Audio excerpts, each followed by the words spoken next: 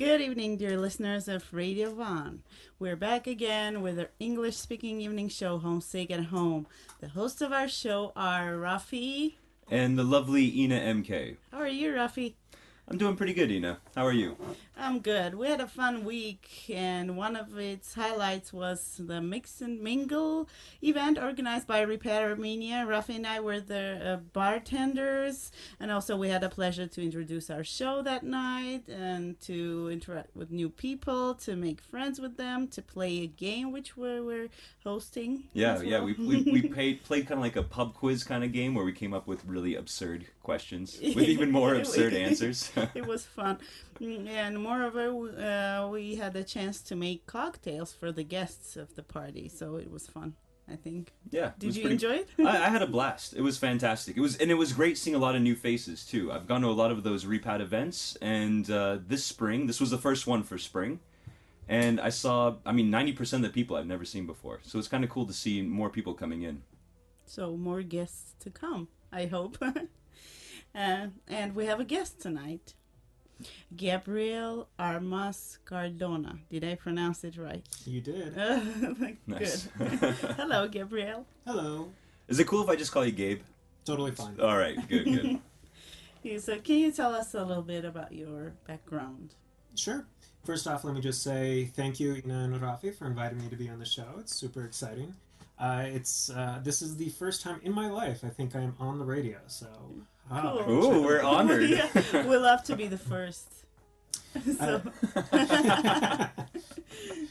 So to give you a little bit of background, I'm born and raised in California. I've been back and forth to Armenia for a number of years, but I've been here now for the last 2. Mm-hmm. And I am a human rights lawyer and pretty much do lots of human rightsy things. It is my passion, and it is my work, and it is my projects.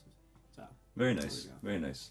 You're from California. Which part of California are you from? Oakland. Born and raised. Yeah. Not LA. So not many connections with LA and Armenians over there. Well, no, that's not true. My grandmother helped establish the Armenian church in Oakland that was built in the 1940s. Wow. Oh, so she's Armenian. Ah. So you're half Armenian or no?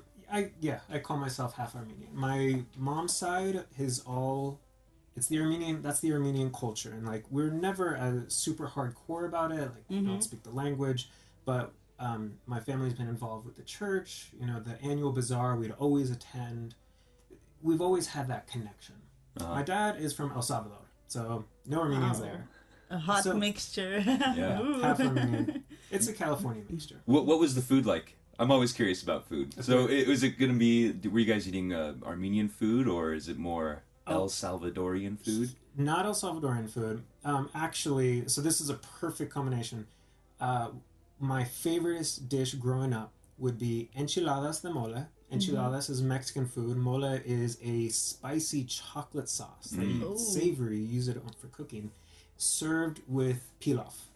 Oh, chocolate and pilaf? Nice. Ooh. That sounds like a good blend. Yeah. No Thomas there? No. No. Not that. But you tried it here, didn't you? Oh, definitely. And my grandma would make dolma sometimes. My mom, though, not as much. She preferred more... She didn't pick up as much of the cooking. I feel like that was her way of rebelling against her mom when she was younger. I don't know. Right. If she's listening right now, sorry, Mom. I can picture the dolmas would have like refried beans inside of them and some enchilada sauce on top. Yeah. Chocolate sauce. Spicy chocolate. Oh, sounds weird. And what about if we're speaking about food? What is your favorite thing to eat in Armenia? Favorite food in Armenia? Probably dolma. Dolma is delicious, but it's actually a little bit tricky for me. I'm a vegetarian. I've been a vegetarian for a long time. Congratulations. I wasn't expecting that, but thanks. Yeah. But thanks, Rafi John. And so Armenia is both easy and difficult in that way. Armenian cuisine doesn't have like hidden meat. It's not like everything must have some meat in it. Like, you know, you go to like someone's house, or you go to a restaurant. Like, okay, there'll be a platter, lots and lots and lots of dishes. Right. Lots of small dishes. Exactly. Yeah, Those are all vegetarian, and they have good flavor, and that you can fill it up on, Right. even if you're missing, the main course of meat. I don't know, honestly. To give you one answer, I don't know what my favorite food is here. But I will say I do eat, unfortunately, way too much khingali. Hello, Georgia. Armenia speaking. The ones with cheese in them, huh? Mm-hmm. Fried or none? No. Boiled.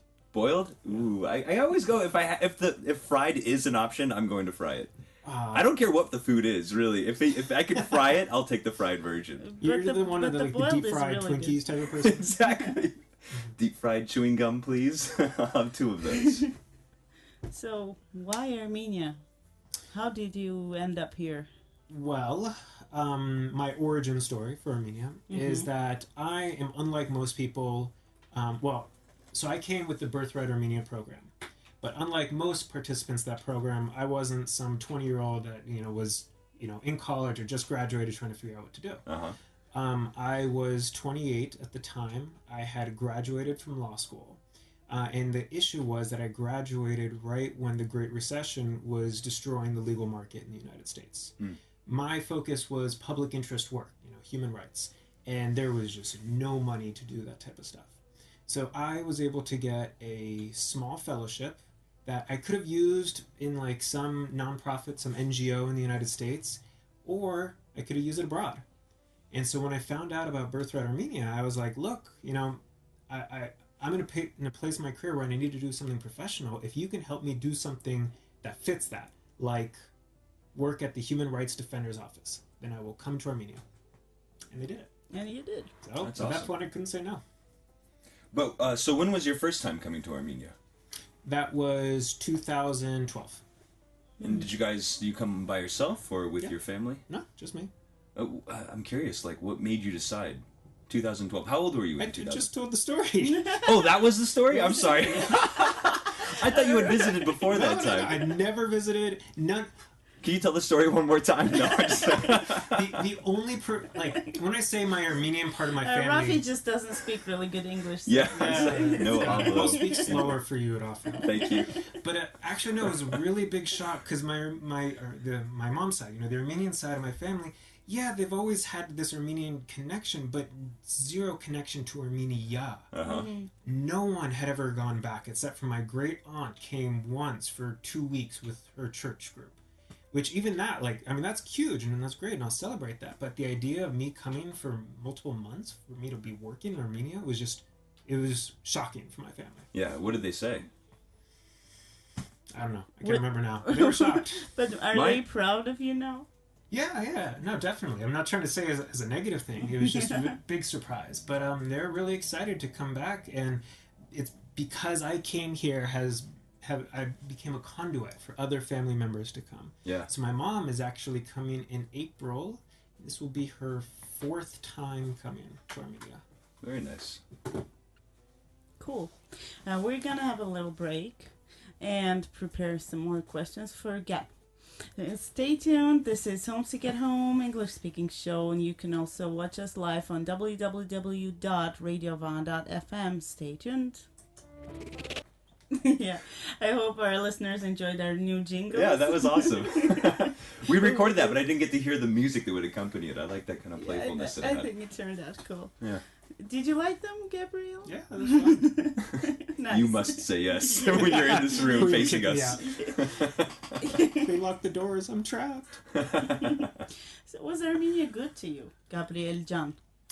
I have enjoyed my time here, and I still am enjoying my time here. I don't know why I use the past tense. Okay. I like Armenia. Yerevan especially is a very easy place to live, and I know I'm saying that from a position of privilege. I'm coming in as a foreigner. I have a skill set I'm able to use here with difficulty, but I'm able to do it.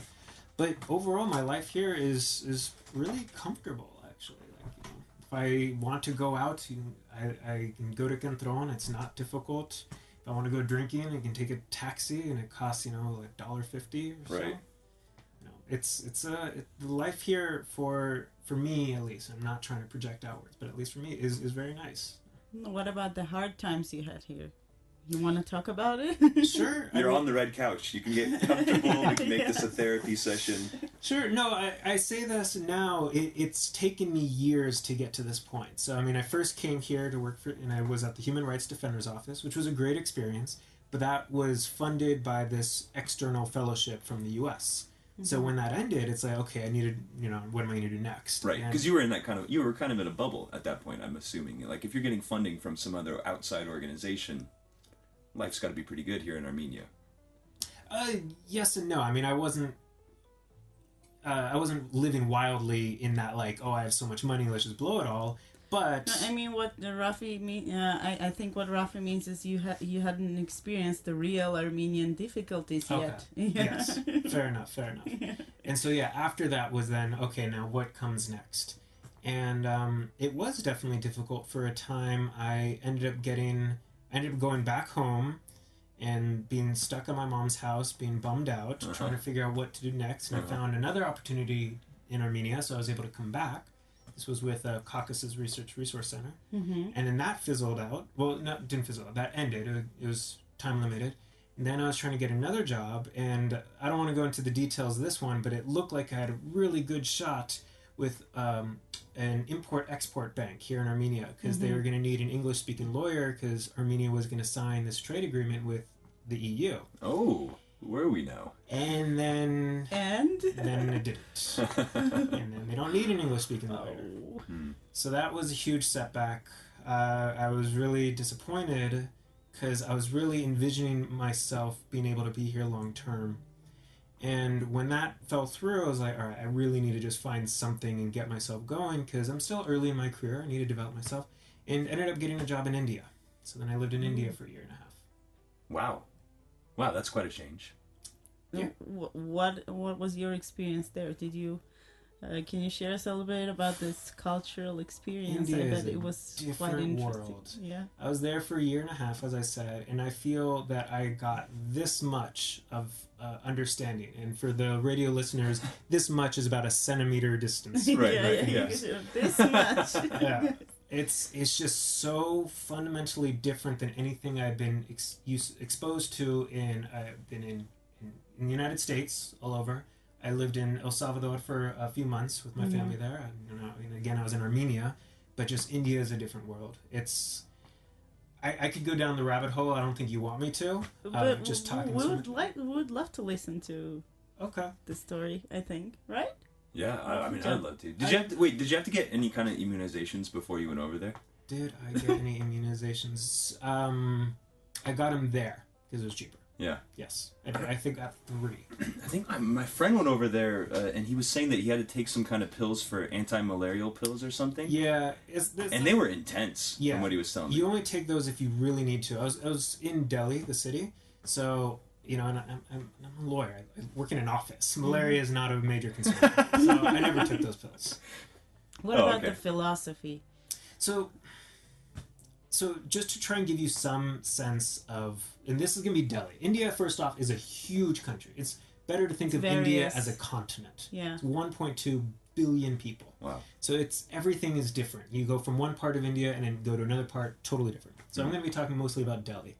Delhi is a city of something on the order of like 15 million people. So that's 5 Armenias all put together in one city. Wow.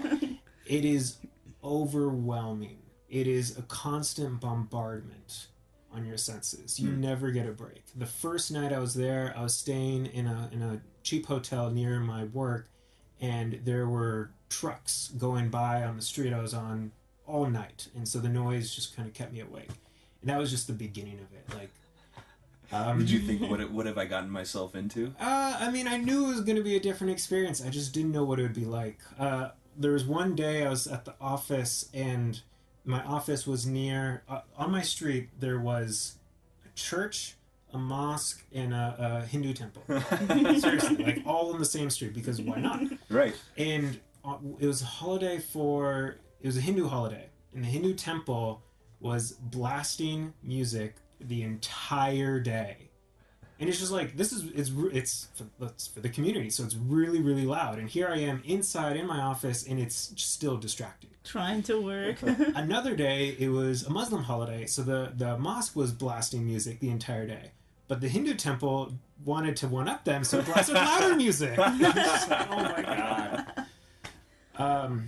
The street I lived on, I lived on a random street. I saw a total. Let's see. I saw dogs and cats, obviously. Goats, obviously. Sheep. Oh, yeah. Okay. Horses. Camels. I saw camels go down my street. That was part of a Sikh holiday. Why? I mean, are these Why? animals? Yeah, are these animals being used to transport goods, or I mean? The camels were part of a special celebration, but and horses were mostly used for wedding ceremonies because the groom has to come in on a horse. Of course. But like roosters, why not? You know, just you walk them on the streets. You know, saw an elephant. It did not go down my street. I was disappointed with that. It went by my street. So. How could they? And how cows. could Of they course, do there are that? cows just roaming around everywhere. Right. Because it's India. What's the smells like in the streets? Is it just constant curry everywhere? So this is actually really was disappointing for me. You know, I kind of expected an overwhelming sense of smells. We get hit by so many different things. The different spices It they're smelled like using. animals. Absolutely. Even that would have been better. What it was car exhaust. Ooh. Delhi is one of the most polluted cities in the world. Yeah. I actually wore a face mask a good amount, which if you ask people from Delhi, they'll say you don't need it, but Delhi's air is worse than Beijing, and people in Beijing know you need to wear a face mask. Yeah, I think I saw a picture of you with the mask on your page. Yeah, that was my Facebook profile for a while. And for running, when I wanted to go running outside, I had this really hardcore mask with vents. My friend said I looked like Bane from the Batman movie. So, Right.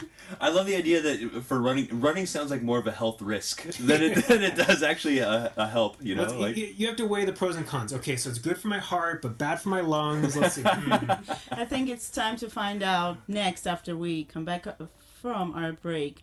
Where is Gabriel's home? Stay tuned. This is Homesick at Home, English speaking show with Rafi and Ina. Stay tuned. Radio Homesick at Home. Yeah, Rafi, thanks for remembering me at the end of the Yeah, we got Ina here jingle. too. I love these jingles.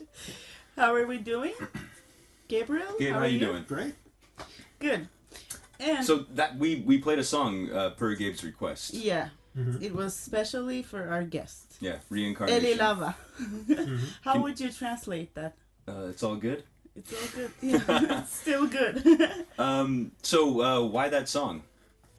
It kind of just popped in my head when you asked, because that was basically our theme song when I was in Birthright. We would often go out at night, and when I was here in Birthright, that was a popular song, so hey, it just kind of went off. Nice. So speaking of home, and this is our theme, seems that you have traveled a lot. I mean, India, you had the chance to live and work there, America, and considering all your background, and now you're in Armenia. Mm-hmm. So where is your home? That is a great question. Go And it's ahead. something I really probably should have prepared before I came on air. For the show called Homesick at Home. Yeah. In short, my answer would have been, or used to be, basically my home is wherever my luggage is. Mm-hmm. And that just as part... The expression I used to use is that I kind of felt like I was a leaf being blown in the wind. And that rather than being stubborn and being like, I want to do, I want to be here or whatever, it's just like I had to go with the flow and see what opportunities arose and just go with it. Totally. And just say yes to whatever comes your way. Essentially, yeah. But now the answer is different because I am now married and have 2 cats. And so And have 2 cats. And have 2 kids. That's and what I cats. thought I was going to hear that too, yeah. Cats are good enough for now. Uh-huh. So, yeah, my home is where my wife and cats are. Oh, Nice. that's nice. And do you feel homesick about any of these places you used to be at? India never really felt like home. Mm-hmm. It was just so culturally different, and the challenge with India is that so much happens through family, even more than in Armenia, and because I was there without family, I missed out on so much. So I was always a guest there, even after a year and a half. But being homesick for the United States, now that I live here, not so much, honestly. Maybe I'm older now, I'm just used to it, but really the only things I miss are being able to see my family more often, like my mom. So I'm stoked whenever she's willing to make the flight over here. And then B, a couple products like the beer. If you've ever heard of this thing called cookie butter from Trader Joe's, certain things like that I have my mom bring over. So, but besides those two things, no, I'm quite happy here. Do you still feel like a guest here in Armenia? No. No? Now, that doesn't make me like a stansi or a citizen or anything like that, but I am not just a guest. I'm definitely progressed beyond that point. Totally. I understand what you're saying. I mean, I don't feel like a tourist. I feel like this is my home now. But like the other day, I went over to the public market in Bangladesh to go buy some fabric or whatever, and I was standing there, and I was standing for a long time, and I wanted to take a seat, and the old lady was like, she got up out of her chair and gave me her chair, and I'm like, no, it's all right, relax, sit down. She's like, no, you're a guest, come take it, you know. Like, no, I've been here for 4 years. I'm not a guest anymore. I keep reminding you that you're a guest. So you were a guest at her. I suppose at a little budka. Yeah, budka. What are the best memories, the highlights connected with Armenia? Tell us the love story. That's what I mean. Yeah, the love story. Yeah, I was yeah. gonna say, if I said anything besides my wedding as the highlight here, I think that would kill me. So because she is just sitting in the next room, actually. She will barge in right now. Right. Yeah, we want to hear that. Okay, so that story. So yeah, we met at the very romantic spot known as Kalume, which is one of the best bars in Yerevan. I am not big on the bar scene anymore, so I don't know if it still is one of the best, but it was definitely the best for a while. Anyways, you don't think of that as a typically romantic spot, but hey, we met, we hit it off, we started dating. And her name is? Oh yeah, that's kind of important. Violetta. Hello, Violetta. I'm sure she's listening to us right now. I know she is, because she's sitting in the next room. You're right. So, anyways, things were going well, and then I got that job in India, which kind of put an end to it. It's that she did not accept that, so then she came to India. She got a gig in India to be able to get a visa and went to India to be with me. Wow. Did you know she was going to come over, or was it like No. Really? Yeah. So this is happening again, Rafi. Armenia connecting people, connecting hearts. And okay. yeah, and they try to escape or leave, and it just comes right back. But we came back. That was definitely. We both knew India would be a temporary thing. We were both enjoying our time here. And what was Violetta doing over there?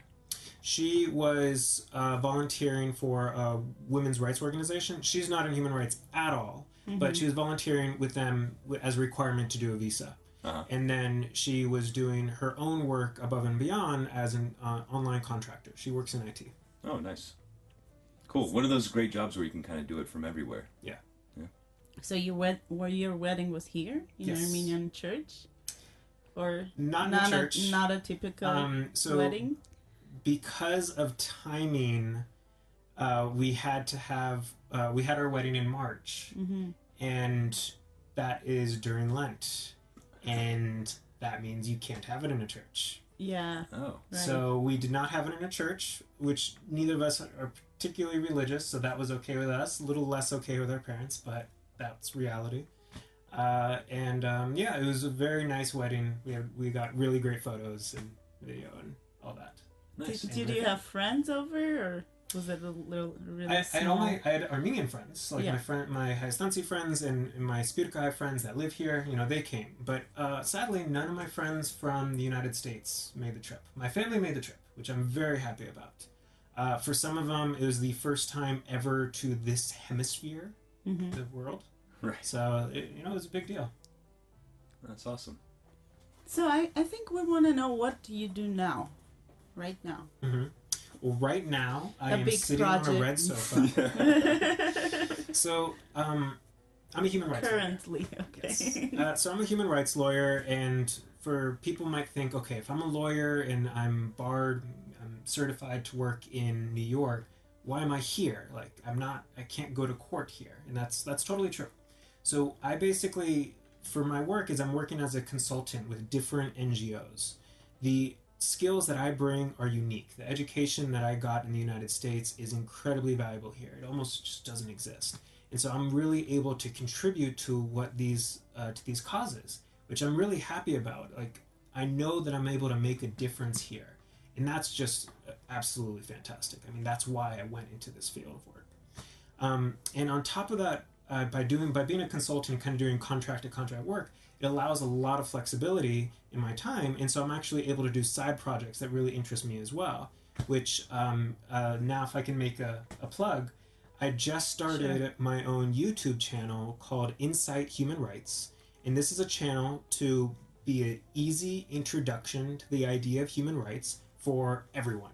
You don't need to be a lawyer to understand it. In fact, actually, if you're a lawyer, it's not going to be good for you, because I'm not going to be using technical terms. I just want to help people understand what are human rights, because a lot of people, especially here in Armenia, have heard that phrase, human rights, but they don't really know what that is, and they don't know how to use it. And you even have human rights advocates who, fight for human rights, but still don't really get what that idea is. Is it in English? It is in English. It is English language. So the listeners here, if you're interested, just go on YouTube, search for Insight Human Rights, and I'm the top hit. So there you go. Very nice.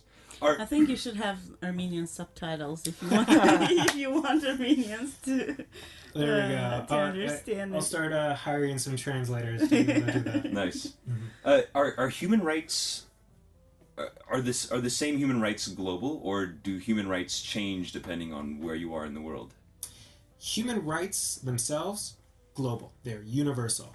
But now respect for human rights, that changes depending on where you are. So but who decides which rights are considered human rights, I guess? The easy answer is that basically after World War II, the international community came together and were like, we had all these mass atrocities that happened. You had the Holocaust, you had abuses of prisoners, you had medical testing, forced medical testing on people, and they're like, we can't do this anymore. We have to get better than this. And so they created the Universal Declaration of Human Rights. And that was the foundational document that, honestly, all human rights have been working off of from the last 70 years. So from that one thing that was mostly inspirational, it wasn't legal, like there was no binding law part of it, but it's the international community saying we need to do this. And people have just worked and worked and worked over the decades to make it a reality in many, many countries. And there's some part of it that applies in every country. So let's say that we have listeners, English speakers, for instance, who listen to our show and say, okay, from now on, I want to know about my rights, and I want to learn more about these things. And what would you, how can you help people who want to start, learning about all these things besides the YouTube channel? Besides my YouTube channel? Oh, that was my obvious answer. Well, there's also the YouTube channel. The reason, though, I actually made this channel is that I'm a voracious eater of news. I go through so much news every day. I have probably 200 items on my daily feed that I quickly process through and read in detail sometimes. So I'm always searching for things that are relevant for me, and that includes human rights. And I recently I've been getting it more into YouTube, and I was searching, okay, so who's out there talking about human rights? Who are people that I can learn from? And I found so little. There's almost nothing. And so that's what actually caused me to start this channel, because it's like, this is a huge gap, because there's a huge need, in my opinion. People really should know about their rights, but there's so little information. So, the information, the things I can advise are either technical legal websites, which aren't going to be helpful for the average person, or very, very, very basic introduction, like what is human rights, which that's good to get you the first step, but nowhere beyond that. What is happening now, there are now finally a few MOOCs, massive online courses. I'm missing an O there. Yes, I know. Yeah, right. I know exactly what you're saying. There just have been created the first online courses for human rights. Amnesty International, I believe, did the first one 2 years ago. And it was really only about freedom of speech, which is just one of many human rights. So I apologize, I can't give you a better answer because there's just so little out there now. So the best answer is to go to because his it's quite YouTube channel. interesting, and I would like to know how we can help locals who would really want to, not going into all this, offices or official websites, and as you said, which is quite difficult for an average reader or whatever.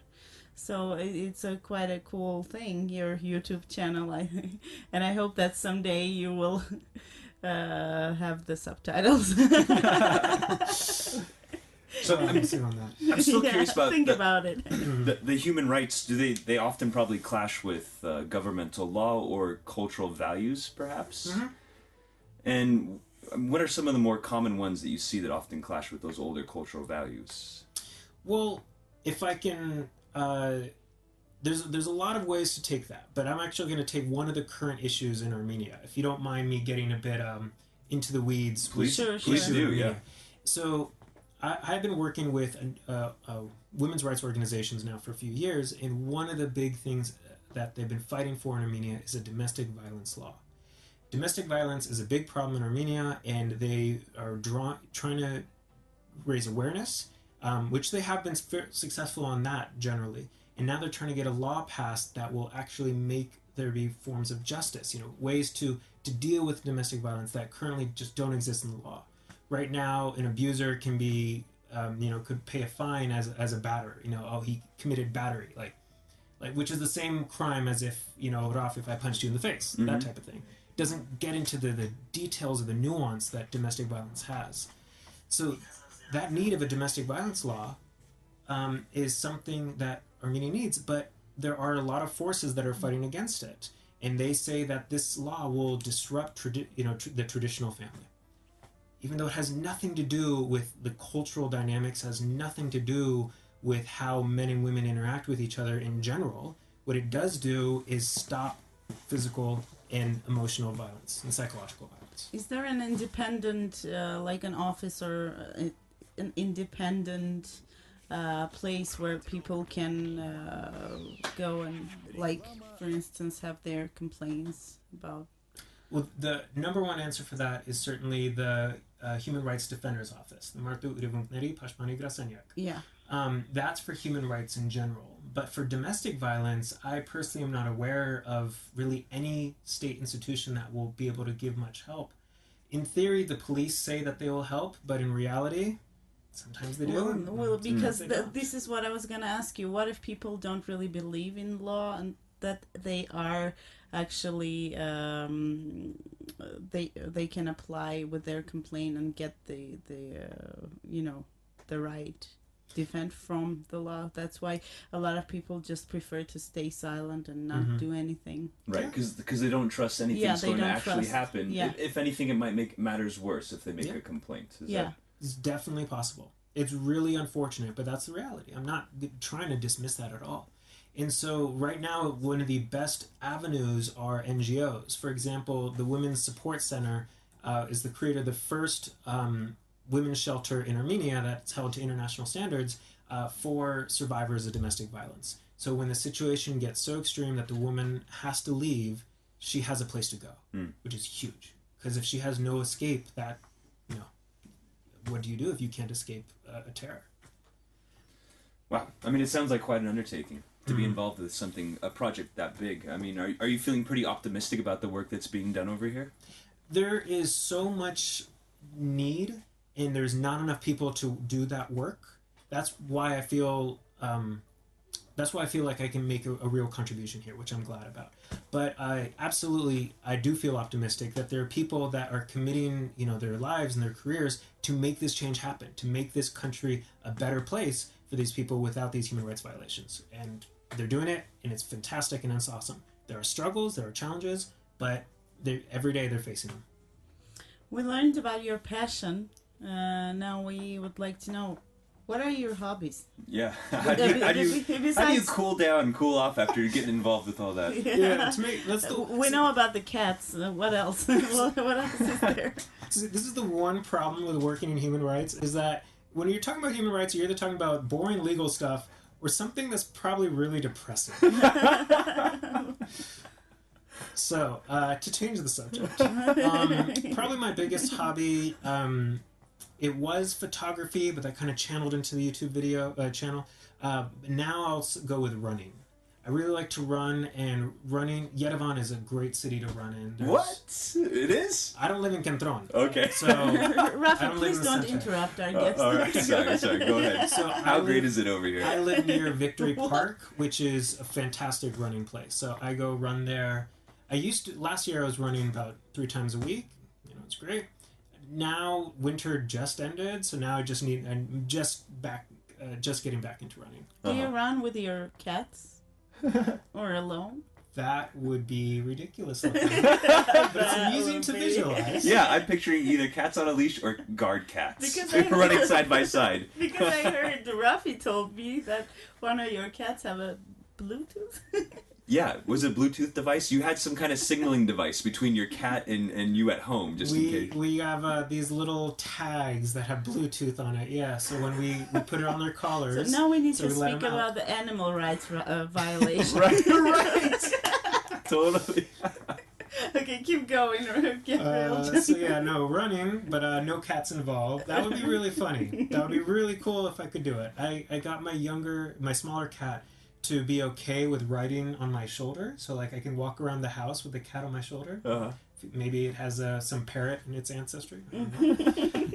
But is that cat's name Chip by any chance? No. Okay. You What don't have a are chip they on your named? shoulder. You can say hello to your cat.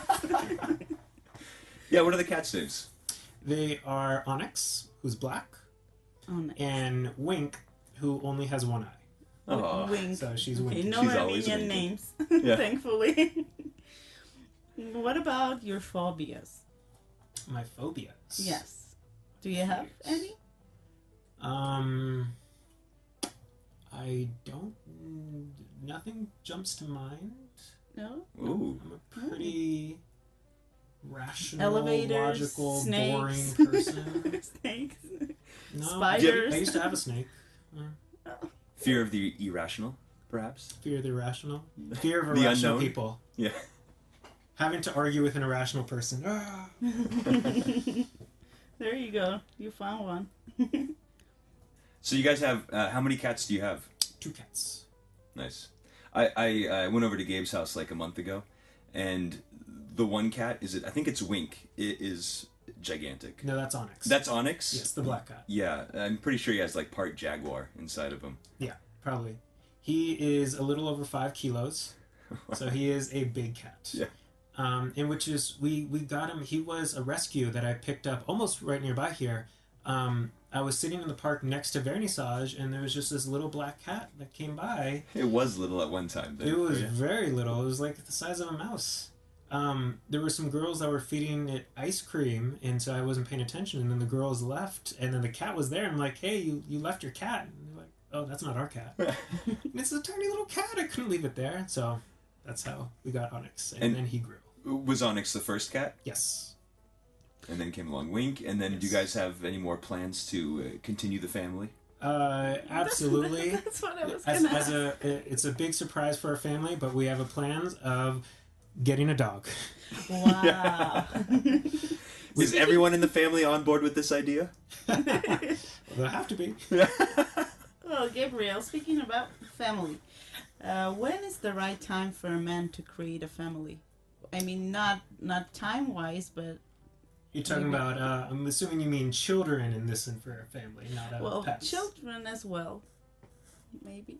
What are the most important personality traits for being a good parent? Important personality traits for being a good parent. Well, as right now, I'm a parent Of two beings that I can leave in the house for a week, just leaving some food and water, and like I know they'll be good. Thank you. The show is over. There you go. So yeah, in terms of starting a family, I'm not gonna try and say some vague, nice sounding things. I'll just say from my own experience, and this is actually Violetta had to suffer through this. When I came to Armenia, like my financial situation was just, who knows? It was just, as I described, I was like a leaf blowing in the wind. Right. And that was very frustrating for me personally, but it was also very frustrating for people around me. Like, My mom would ask me like, "Oh, a few months from now, do you want to do X?" And I'm like, "I have no idea where I'm going to be at that time. You know, I can't predict that far in advance." And so it was very difficult for people that around me because I would never settle down on anything. And so that including my girlfriend at the time. And it was at a certain point in my life where I'm like, okay, I know that even with whatever instability there is in my life, I know I'm going to be at least stable enough to, you know, feed myself. I'm not going to be starving. And with that base minimum, would I rather go into this unknown alone or with a partner that I want to spend my life with? And at that point, it was pretty obvious what the answer was. And so then at that point, I proposed to my girlfriend and, you know, made the steps necessary to start the beginning of a family. Okay, thank you. Thanks for the Hope answer. that answered your question. If you're looking for specific advice, sorry, I can't give that. No, I was looking for your point of view, so thank you. And I used to work with families who used to adopt children here in Armenia. The families who would come from America and families who had their own children. And sometimes they had already adopted children, and they had decided to adopt another one. So, what do you think about people who are capable to have their own children but who adopt instead? The people that are willing to open their home to a child in need are fantastic. I really can't, I'm not going to make a judgment of people who have their own children versus adopting, but people that do adopt are helping someone who really needs that help. And that is phenomenal, and I will praise them for what they're committing themselves to do, because that's not a short-term commitment. You know, this is a lifetime deal that you're going into. I firmly, actually, sorry, I know I said at the beginning that my work is my passion, but actually it reminds me, one of the reasons I went to law school was like just a base feeling that everyone deserves at least one real shot at life. And for a lot of the world, that's still not true. And for people in orphanages in Armenia, often their life is very difficult. And these are children we're talking about. You know, they did nothing to deserve this. So the people that can help give them a better life, I will support that. If these are people then that are taking them out of Armenia, taking them to, you know, whatever country that they call home, that's just a fact that will happen. And as part of being an adopted parent, they should absolutely teach these children of their culture, that they came from, the country that they're from, so to not create a cut or a schism. But otherwise, I totally support it. Would you be able to do that? Putting you on the spot. I'm at the level of cats. Come on. Okay. So, thank you. So before you got into law, you were also studying something else, yeah? Yeah. What was your first degree in? So I studied in law school. In university, I studied astrophysics, which is a mix of astronomy and physics. Wow. I was a really big nerd. Yeah, I mean, that sounds huge, dude. I can't even imagine what that's like. Yeah. It was really cool. That's what I can say. I mean, that's what drew me to it. As a kid, I liked those really big questions about the universe, so I just kind of went with it. Right. But and then to jump over to law, I mean, it seems like such a huge gap between the two. Yep. Rafi, but then we need to go for a break. All right. We'll come back to this. Our last entry will be in a little bit. Stay tuned. This is Homesick at Home Evening Show. Cruel Rafi. You broke my heart. I love that I'm able to do those kind of things. And we actually record it and play it on the radio. And we still have 7 minutes to go. Right. Oh, I'm sorry. But what I was curious about is that, you know, we were saying that he has this huge jump. You know, he started off with his first degree in astrophysics and then moved on to law. And he explained why he did get into law. And Why did you get in astrophysics? Well, yeah.